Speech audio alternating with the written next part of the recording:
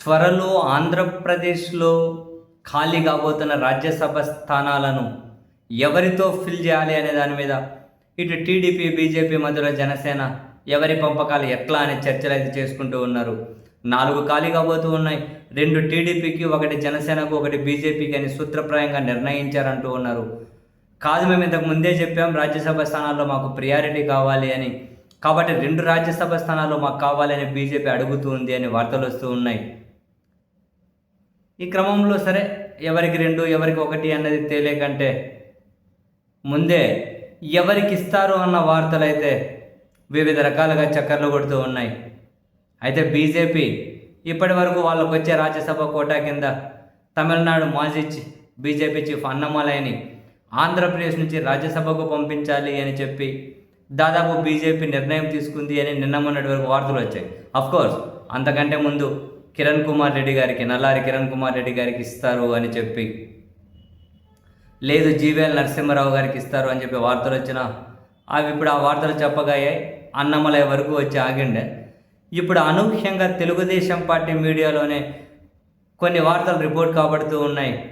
BJP Andhra Pradesh నుంచి మంద కృష్ణమాదిగ గారిని రాజ్యసభకు పంపించబోతూ ఉంది.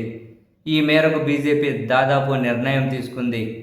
మందకృష్ణ గారిని రాజ్యసభకు పంపించడం ద్వారా ఇటు తెలంగాణలోను ఆంధ్రప్రదేశ్లోను బీజేపీ బలపడడానికి అవకాశం దొరుకుతుంది అని చెప్పి వాళ్ళు భావిస్తున్నారు అన్నది ఆ వార్తల సారాంశం.